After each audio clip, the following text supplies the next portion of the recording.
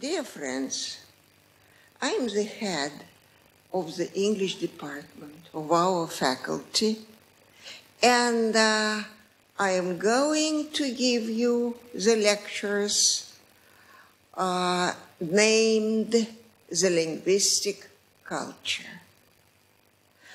I hope all of you remember the word linguistics.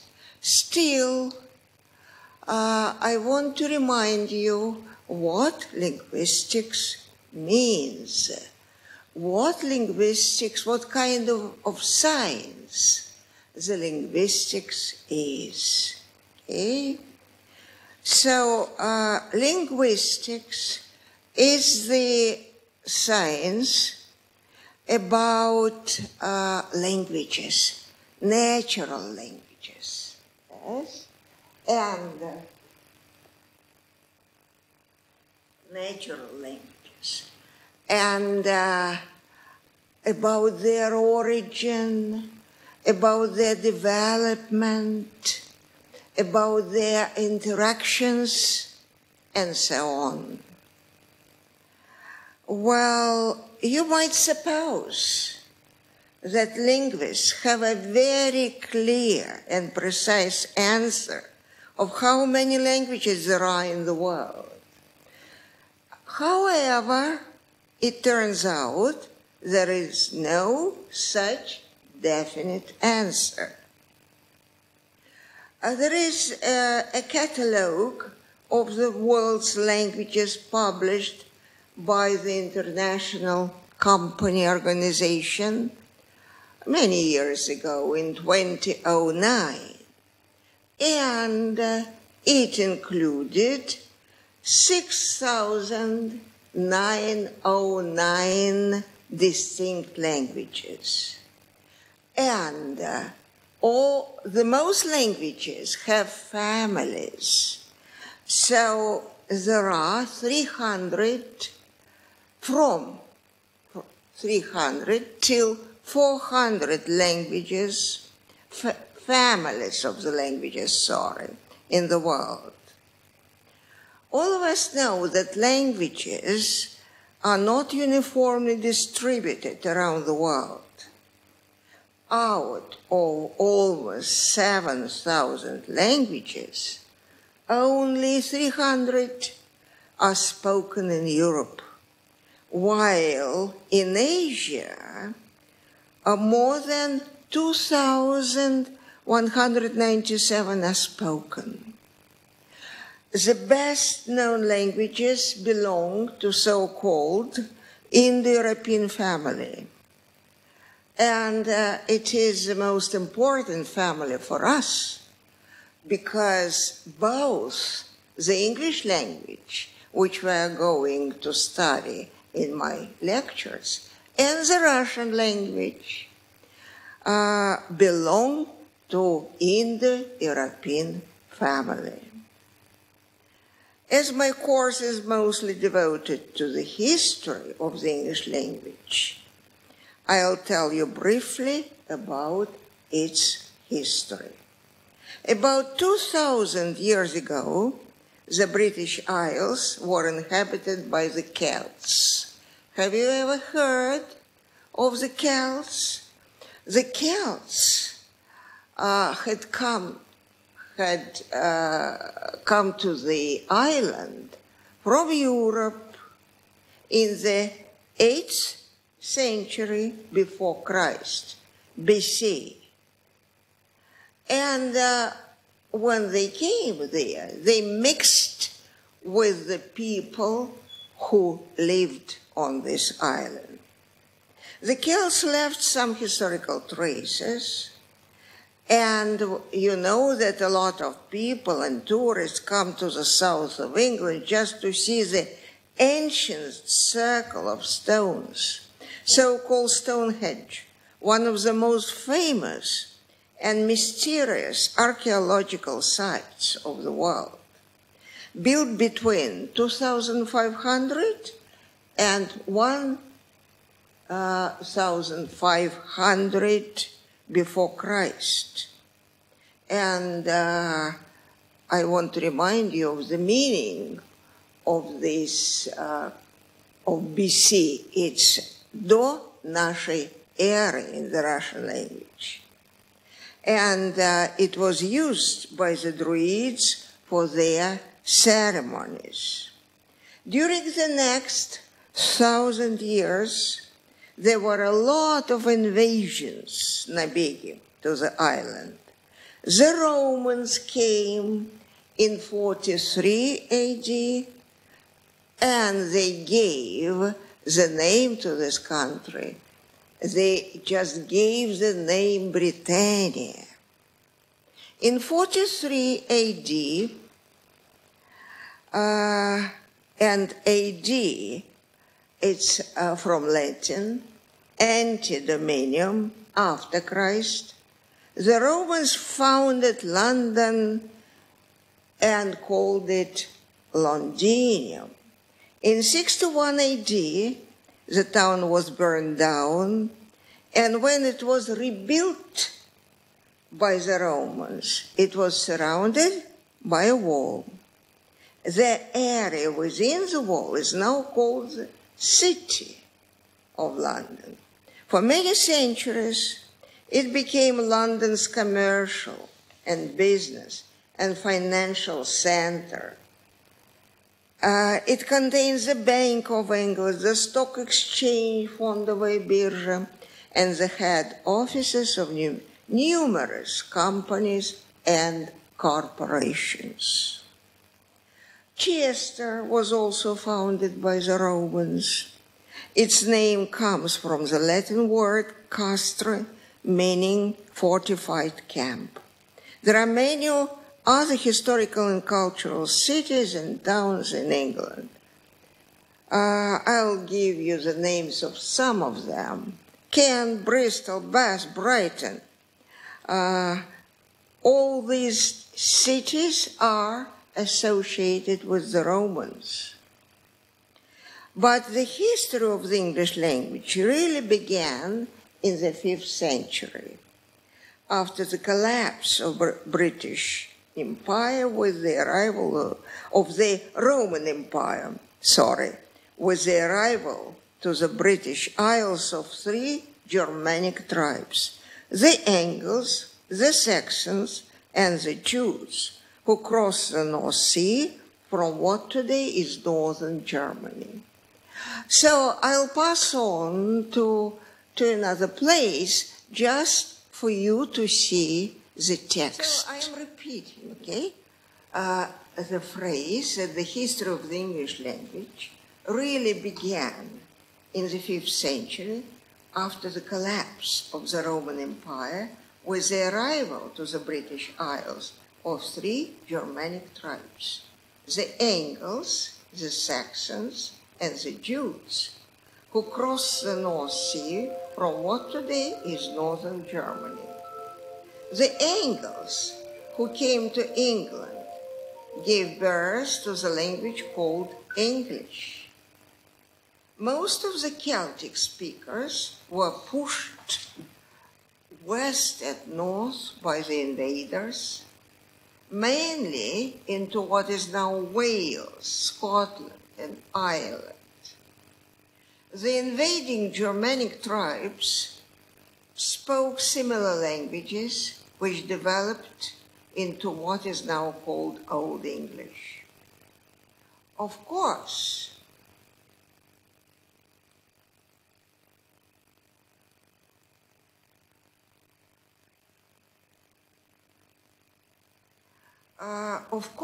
Old English did not sound to look like English today.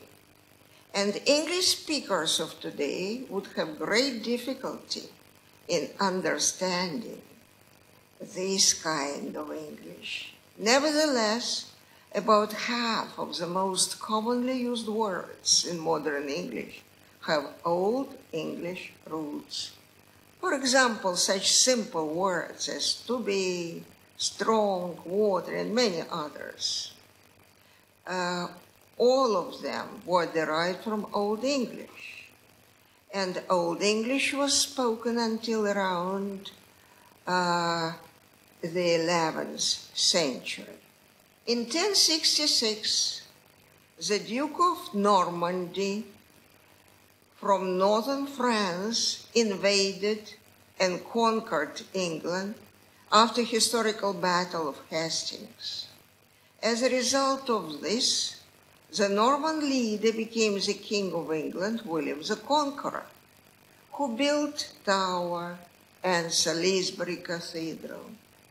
Salisbury Cathedral is a splendid example of an English Gothic architecture.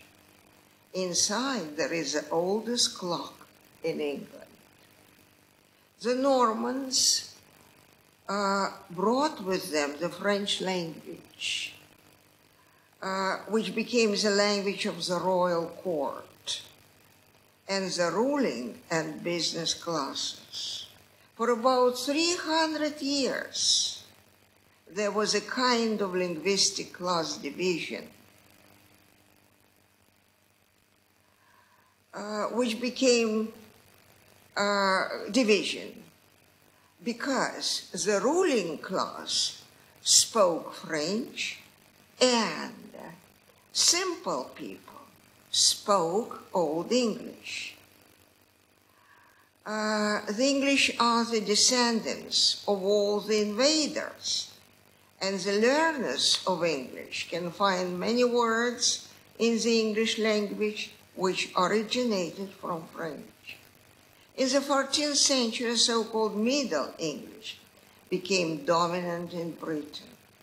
It was the language of the first English poet, Chaucer. Have you ever heard of this poet, of the first English poet, Chaucer, who lived from 1340 till 1400? Towards the end of the Middle English, a change in pronunciation, the great vowel shift started, with vowels being pronounced short. Since the 16th century, the British have developed contacts with many nations from around the world. This, and then the Renaissance, do you remember this term, возрождение of classical learning, meant that many new words and phrases entered Middle English. The invention of printing brought standardization to English spelling and grammar. Books became cheaper. More people began to learn reading. And in 1604, the first English dictionary was published. A Southern English accent, so-called the dialect of London, became generally accepted and more easily understood. Hamlet's famous phrase, to be or not to be, lines, to be or not to be lines, were written in early modern English, and the main difference between early modern English and late modern English is mostly vocabulary. Since the days of Shakespeare, the English of Southeast has been considered the standard one. The emergence of an upper and upper middle class mode of speech received pronunciation, and it is established through private schools for wealthy families. Through radio and television, RP received pronunciation has become a widely spoken accent. Late modern English has many more words, arising from two principal factors. Firstly, the Industrial Revolution and technology created a need for new words. Secondly, the appearance of the British Empire, which at its height covered 1/4 of the Earth's surface, and the English language adopted foreign words from many other countries and the parts of Great Britain. With the appearance of the United States in North America, a lot of new vocabulary were added and appeared. Nowhere is this clearer than in the question of education and speech. Just a moment.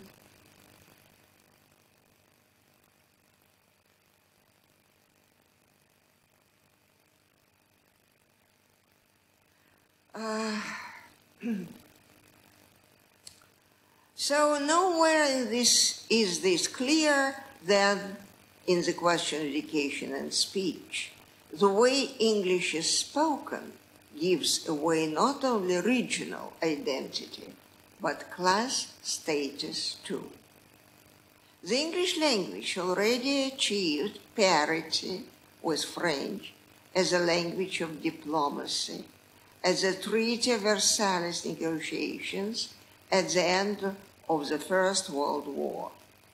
For the last 2 centuries, the proliferation of English around the world grew intensively, changing the idea of artificial global language Esperanto, created by Polish oculist Dr. Ludwig Zabengow in 1887. Have you ever heard of Esperanto? It was popular between the First and the Second World Wars. The widespread of American cinematography, culture, and technology made special contributions to the primacy of English after the Second World War.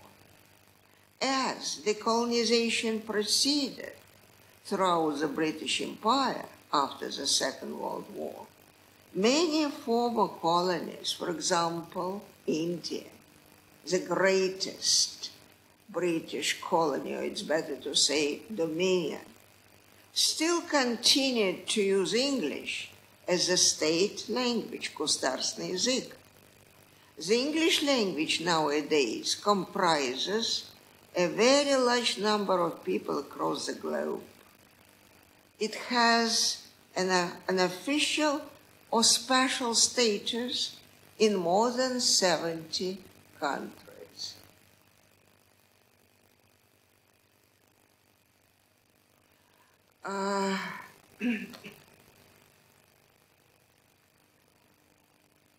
Nearly 1/4 of the world's population, or between 1.2 and 1.5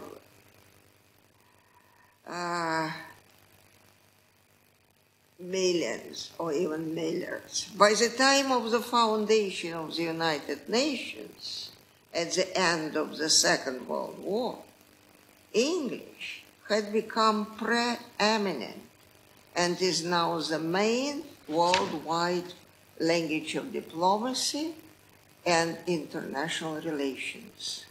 Besides the UN, there are many worldwide international organizations, including the International Olympic Committee, European Free Trade Association, Association of Southeast Asian Nations, and others which use English as their first working language.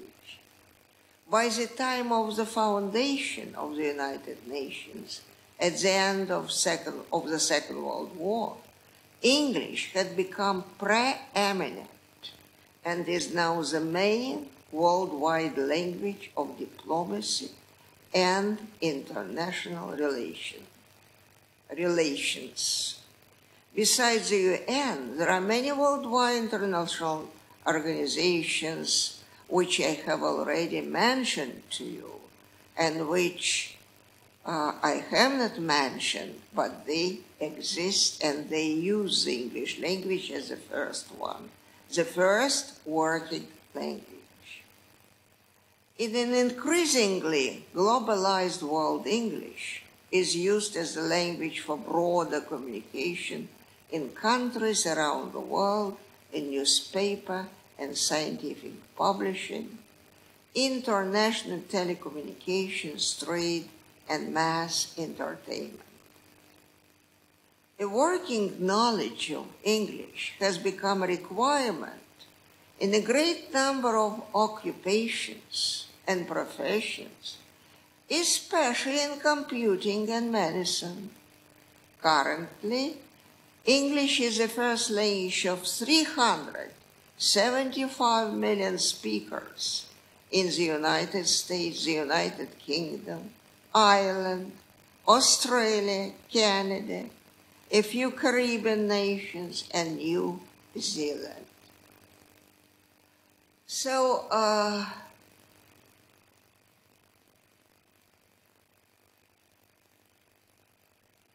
and now I'll give you the very first task. You'll have to answer the questions which I'll read to you in writing and bring your answers to the credit which will take place in the middle or at the end of December. So, answer the following questions in writing. When and why did the English language become the global language? Why is English so important for computer science profession? What were the origins of Old English? What language did the German tribes bring to the English island? Which tribe did England get its name from? When and how did so many people all over the globe begin to speak English? And what is Esperanto?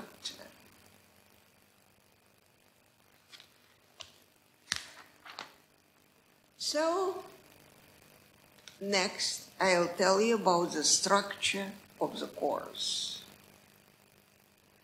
As we know, English is the first language in the United States of America. I'm just repeating what I've already told you.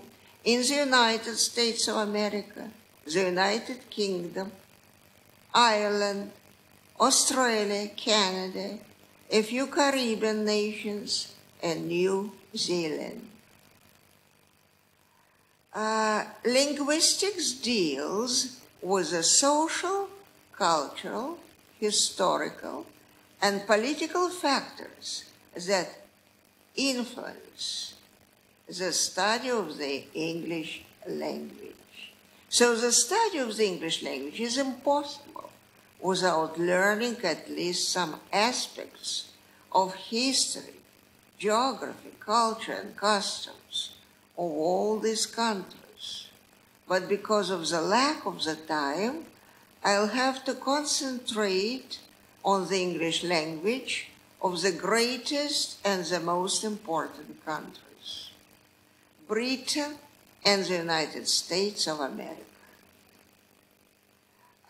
In the first part of the course, consisting of 8 lectures, I'm planning to introduce the main geographical, economic, scientific, and cultural aspects of the life of the United Kingdom. The second part of the course is devoted to the history, political structure, education, science, and culture of the United States.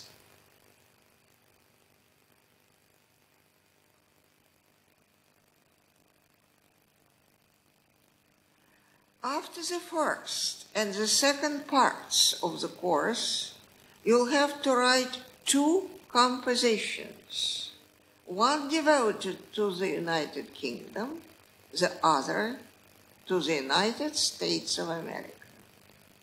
The topics will be given to you, but if these topics don't satisfy you, if you're interested in something else, you may take your own topic. So you'll have to pass the credit at the end of the course, зачет. The final result, зачет, is put into your checkbooks. You can find in full all the facts and events I'll speak about in the books which was published by our department. The first one is called The United Kingdom and the United States of America in Past and Present, which was published in 2009. And the second one, English and Political Culture, which was published much later in 2018. And you can find both of these books in the library of the faculty. I want to add that as it's very difficult this semester to see you and hear your questions, I'll give you the my email address. You can send your questions to me, but don't send too many, otherwise I'll spend a lot of time answering very many questions. Just a moment.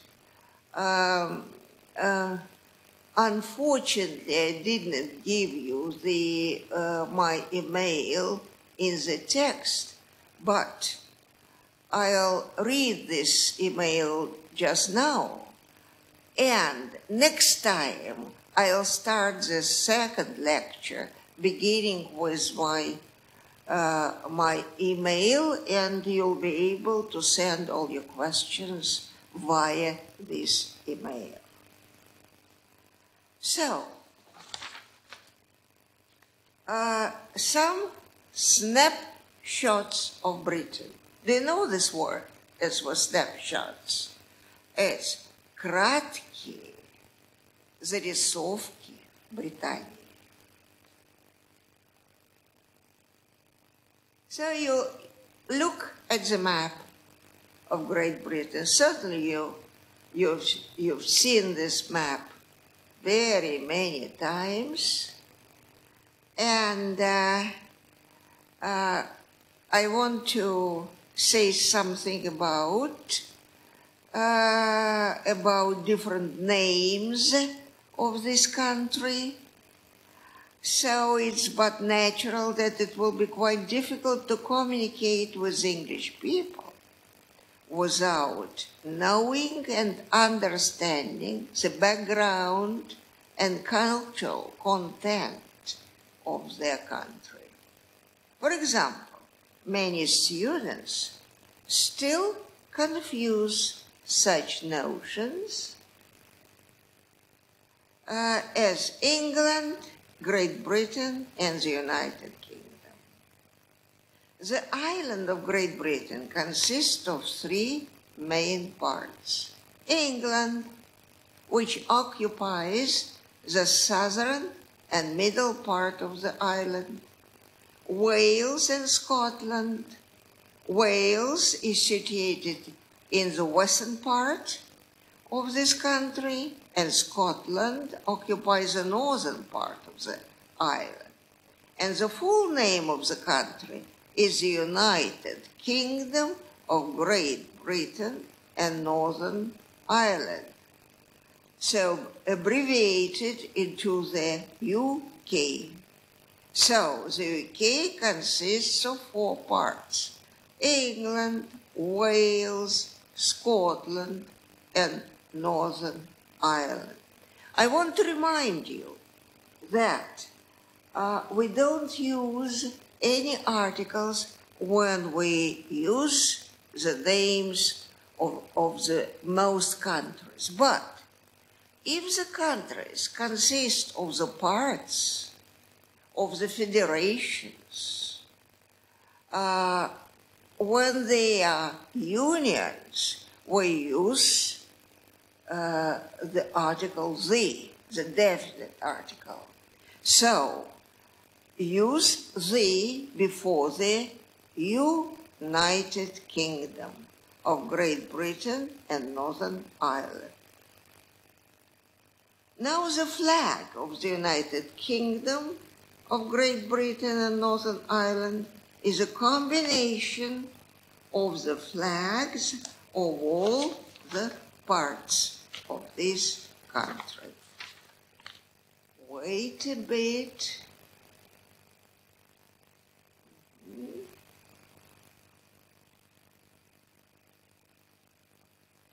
So, the parts of the flag are St.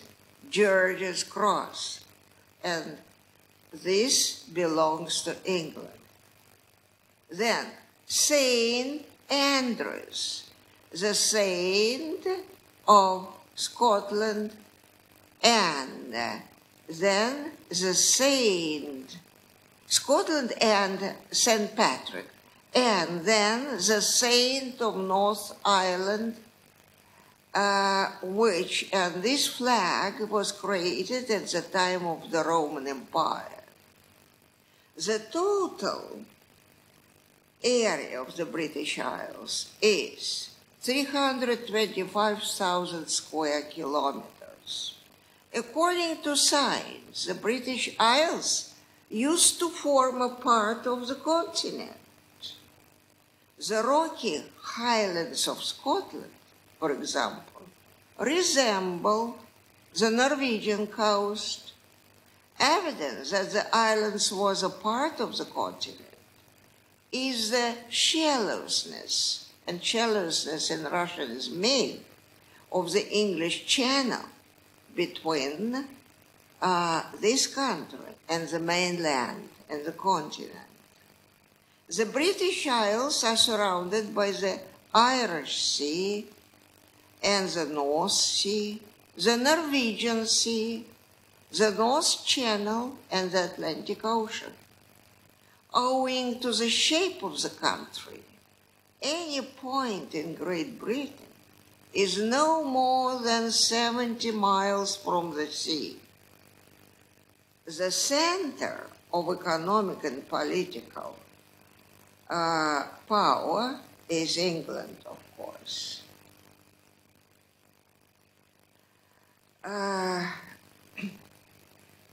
Therefore, the largest population concentration is in the south of the country, a result of good climate and proximity to the European mainland, blizzards. Men in the southeast earn the most and work the shortest week. London remains a magnet, притяжение, and is home to 7 million people. The southeast accounts for more than 1/3 of the gross domestic product of the United Kingdom.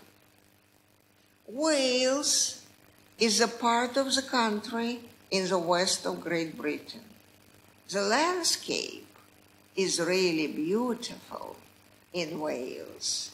Since 1536, Wales has been governed by England, and the heir to the throne of England has the title of Prince of Wales. Do you know who is the Prince of Wales now? Yeah, it's the eldest. He is the eldest son of Elizabeth II, yeah, Charles. But as Elizabeth II is over 90 years old, so I'm afraid that Charles has lost the hope to become the king while he's alive. The Welsh language is an ancient Celtic language, similar to Britain, spoken in Brittany, France.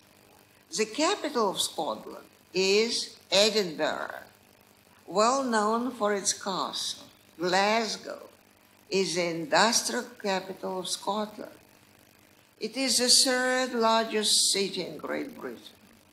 As it is well known, the typical products of Scotland are whiskey, timber. What is timber? Stravoj les, and salmon. As for salmon, I think everybody knows this word. Golf seems to have originated in this country. Scotland is also the land of myths and mysteries. Every castle has its ghost, and perhaps some of you have seen the films devoted to the gauds who lived in Scotland, in the castles. And of course, everyone knows about so-called the Loch Ness Monster, the first report of which appeared in 565 AD, very long ago. 1/3 of the population of Northern Ireland, Ulster, lives in and around the capital, Belfast, the most important port, commercial, industrial, and cultural center with theaters, orchestras, ballet, opera companies. The north of England had the lowest average weekly wages and the second highest regional unemployment level. So, again, I'll give you the questions, I'll read them to you, and this is the second task, because you'll have to answer them in writing as well, and bring them to so-called zachot, credit, which, as I already told you, will take place in the second part of December. So, answer the following questions. What parts does the United Kingdom consist of? What's the difference between the names Great Britain and the United Kingdom? Have you ever been to England? Which pictures do you imagine when you think of this country? What do you know of Stonehenge? Well, I'm afraid that while typing, I made some misprints. For example, the United Kingdom here is used without the definite article. So forgive me and add the definite article before the United Kingdom. So we have time for the continuation. So lecture number 2. Some snapshots of British history. So, I've already told you that in the 11th century, the island was conquered by William the Conqueror, who came with his army from northern France. So William the Conqueror ruled the country through the feudal contacts with his vassals. After him, his successor, William II and Henry I, strengthened the feudal system.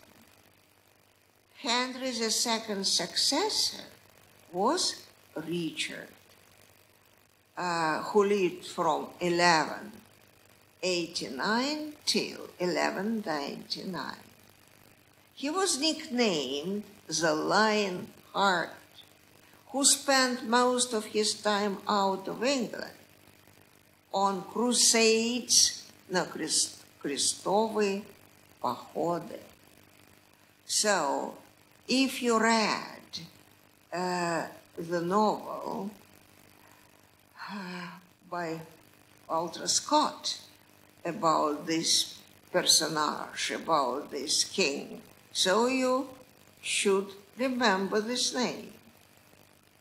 His brother John was forced to sign the agreement between the king and the feudal barons, so-called Magna Carta, in 1215, in which he promised to limit the crown's power and control over finance.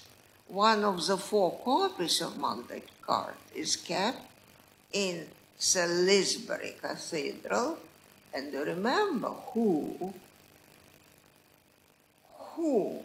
constructed Salisbury Cathedral? William the Conqueror. In 1258, the nobles elected a council called the Parliament, from the French word parler, to discuss. So you see how old a British Parliament is. So it was created in the 13th century. A quite important English king was Henry VIII. He belongs to the dynasty of the Tudors. Due to the Pope's refusal to allow Henry VIII to divorce his first wife, and traditionally British kings had to marry Spanish princess. But he fell in love with another woman, so he asked the Pope to divorce him. But the Pope refused him divorce, so Henry VIII broke with the Roman Church, nationalized the English Church, and named himself the supreme head of the English Protestant Church. It happened in 1534. He dissolved the Catholic monasteries and seized all the wealth. He also came into history as one who killed and executed a lot of wives.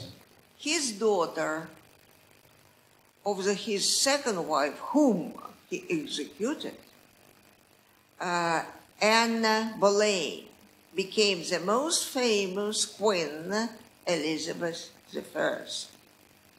During her reign, she lived from 1588 till 1603,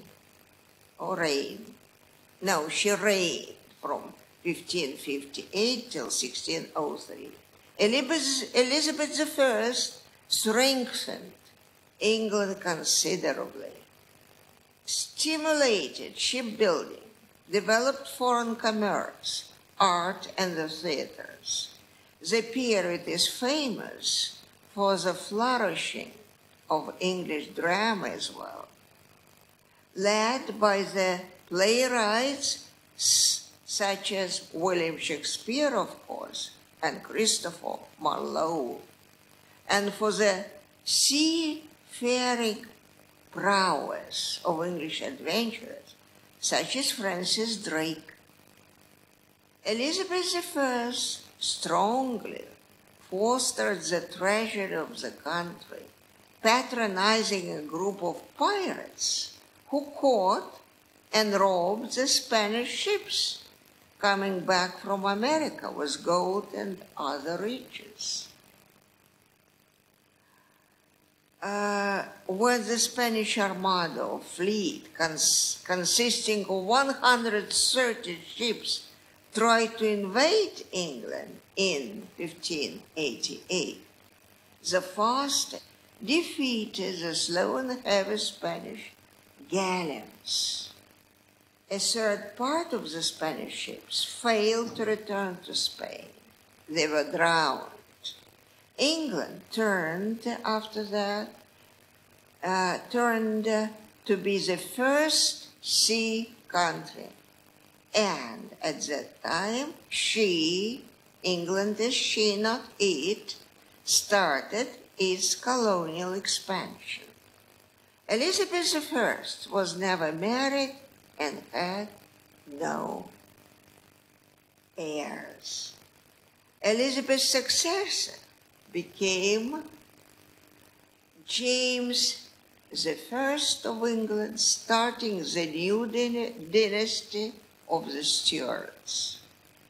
His son, Charles I, attempted to reduce the power of Parliament. As a result of this, a bloody civil war followed, Гражданская война. The king was arrested and executed in 1649. England became a republic headed by Puritan Oliver Cromwell. Cromwell behaved like a dictator. He dissolved Parliament, ruled only with the help of his army. That is why after his death, the monarchy was restored. Parliament asked Charles II to come back from France and resume the throne. You understand, Charles II was the son of Charles I, who was executed, beheaded, and he managed to flee, to run to France and hide himself there. So he was asked to come back by Parliament, but still the king's power was reduced significantly in favor of Parliament. In the 18th century, the power of the king continued to decline. When after the reign of James II, Parliament asked Prince William from the Netherlands and his steward wife Mary to reign Parliament, concluded with them so-called Bill of Rights. Bill of Rights strongly limited the monarch's power. At the end of the 18th century,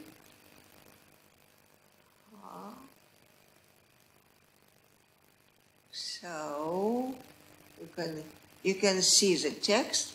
At the end of the 18th century, as a result of the invention of the steam engine by James Watt in 1769, Britain entered the period known as the Industrial Revolution. The first factories appeared in London, and a movement of population from the countryside into towns began. The 19th century was marked by the reign of Queen Victoria, who lived and reigned very long, from 1837 till 1901. So she ruled the country for 63 years and had 9 children.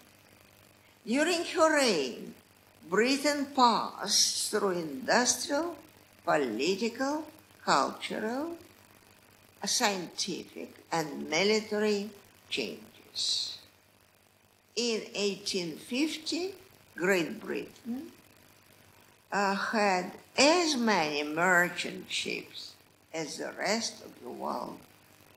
Queen Victoria's reign was also marked by a great expansion of the British Empire. Britain enlarged her colonies and dominions with India, Canada, Australia, New Zealand, a lot of African lands. The sun never sets on the British Empire. This phrase became a popular saying of that time. The English way of life was seen as superior to that of other nations. At the same time, in big English cities, the most characteristic features of life were long working hours, unemployment, terrible poverty, high taxes, and children's labor. About 30% of the urban population lived below the poverty level. By the way, this period is very well described by British, very famous and very talented writer Charles Dickens. As a result of popular discontent, the first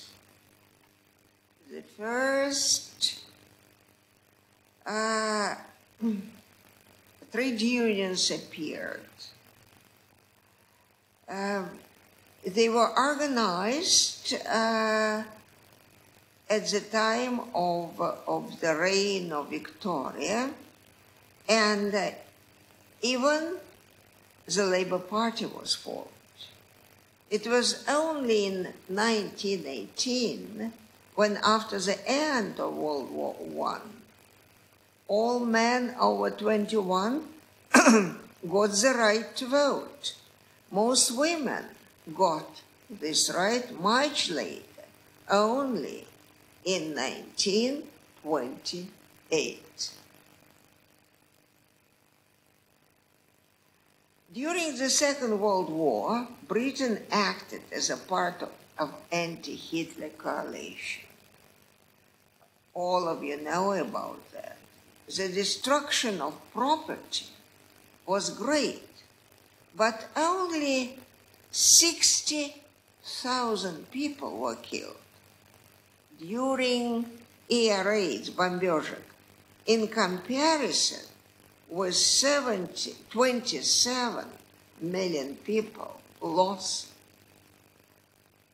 in our country, in the Soviet Union. The post-war period testified the collapse of the British Empire, starting with India in 1948. All big countries of the former British Empire got and reached independence. Only Bermuda, the Falklands, and Gibraltar were still British. Since the disappearance of her empire and the comparative decline in her power, Britain has adjusted its world view with difficulty. She managed to reconstruct the empire in the form of another unity, the Commonwealth. Look at the text.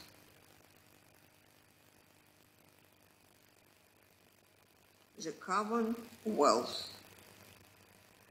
The Commonwealth is a voluntary association of the members of the former British Empire. There were only 11 members in 1960, which grew to 21 by 1965. Queen Elizabeth II is the head of the Commonwealth, even though half the member states are republics. The UK now is still a highly developed industrial and economic country, the world's largest producers and exporters of iron and steel products, machinery and electronics, chemicals and textile, aircraft and navigation equipment. Only 7% of the population is engaged in farming. In her foreign policy, Britain believes in a special relationships with the United States of America. These relationships are based upon a shared language, strong Anglo-Saxon culture, and particularly strong relationships, private relationships between, for example, Prime Minister Churchill and Roosevelt during the Second World War, and between Margaret Thatcher and Reagan in the 1980s, and between the Prime Minister Blair, Tony Blair, and Clinton at the end of the 20th century. Britain has encouraged the development of a strong arms industry to supply the armed forces, and during the 1980s, she became the second largest arms trader internationally. Britain still spends proportionally more on defense than other NATO members. The population of Britain at the moment is, do you remember, 66 million people. And currently, approximately 35 million are of working age. About 2.5 million people are unemployed. When the oil resources were discovered in the North Sea, much of the oil revenue was spent on social security for the unemployed. Like in some other countries, there is a gap between the earning of the rich and poor. Do you remember the word gap in this meaning and this connotation?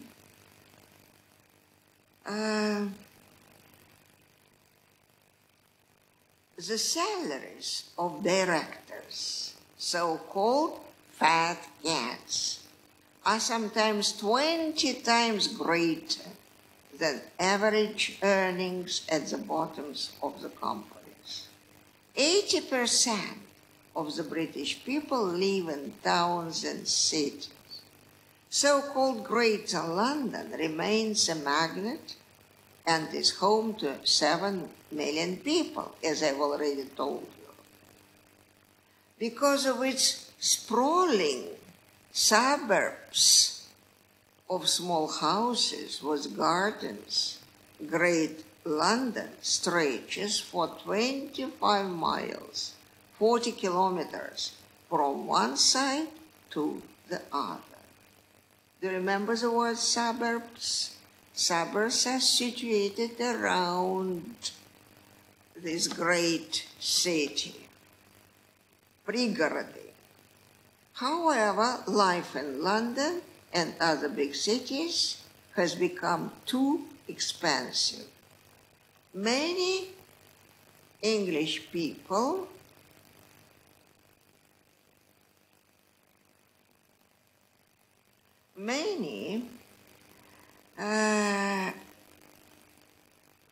many English people prefer to move out of big cities and move to quiet, cheaper, small towns, retaining their jobs in cities, сохраняя They go to work and come back every day, and they got the name, special name. They became to be called as commuters. The conservative housing policies contributed to the rising number of homeless people, especially in big cities. You can see a lot of people sleeping in central London each night. They're called docers, corresponding to the special Russian words for homeless people. Many of such people are young school leavers who come to London to find jobs because they fail to find jobs. And they fail, and first of all, because it's extremely difficult to get a job without a home address. For the last years, a lot of ethnic communities are growing, with a natural increase of the people who have come from former colonies to live and work in Britain. They have become over 7% of Britain's population, concentrating particularly in London, Leicester, Birmingham, Bradford, and some other ones. Muslim community is becoming the most important of these. What is Muslim? Do you remember this word? It reminds our Russian word, Musulman. There are 1.5 million Muslims and over 1,000 mosques, mecheti, and prayer centers. Apart from London, there are Muslim communities in Liverpool, Cardiff, Edinburgh, Glasgow. Most are of Pakistani and Bangladeshi origin, but there are also an increasing number of British converts, those who decide to convert into Muslims, former Christians. So answer the following questions, and this is my third task to you. So answer the following questions in writing. When was the British power weakened for the first time? When and how was English Parliament formed? Why is King Henry VIII important historically? What do you know about Queen Elizabeth I? What is the period of industrial revolution in England? When did the saying, "the sun never sets on the British Empire," become popular? When did men and women get the right to take part in the political elections? How did Britain act during World War II? When did the British Empire collapse? What is the Commonwealth? Describe British foreign policy now. What is the UK economically now?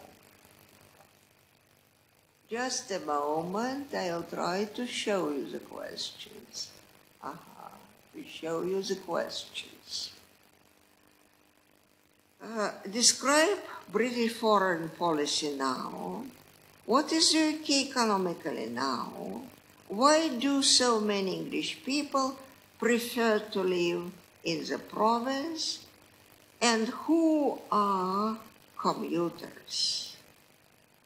So, who are docers?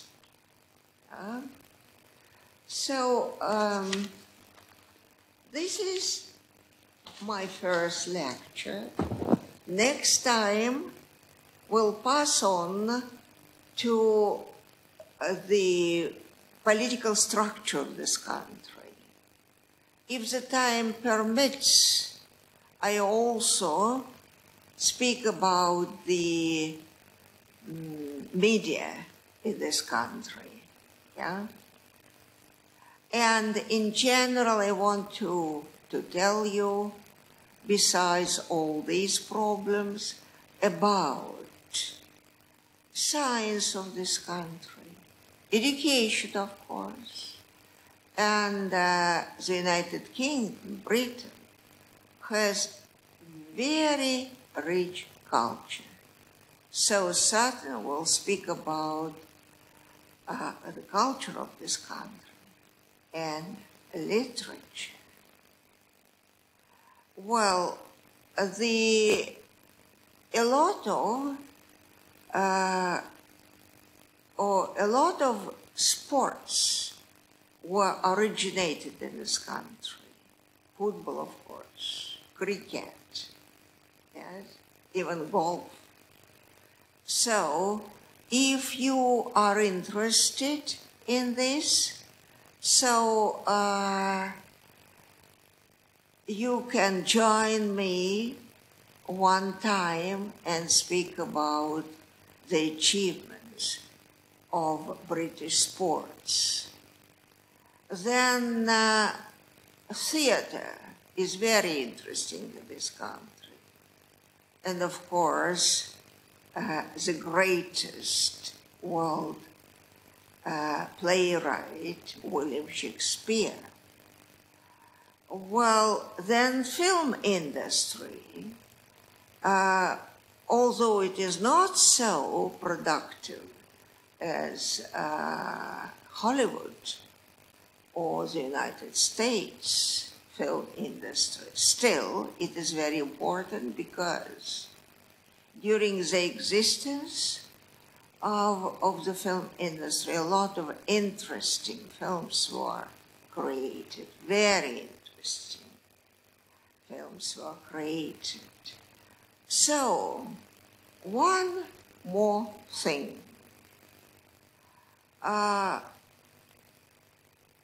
When I was reading the fourth-year students in a normal way, yeah, I asked the students who was fluent English to prepare some problems and give the reports, the stories devoted to the favorite problems existing in this country to the other students. And that certainly gave bonus to these students. If you find something interesting for you, so you can come up to me and find me, for example, on Tuesday, maybe on Wednesday as well, in room 784, and then we can discuss what you'd like to speak about. So, thank you for your attention. I hope that it was interesting for some of you. I'm afraid that some of you are not interested in British history, but still, you'll know something from my first lectures. Why not? And this will be created in some first questions of the credit of your zachot. So you remember that your lecture will be transferred to you on Wednesday at 12:15. Be ready to read the text and listen to my first lectures and further lectures as well.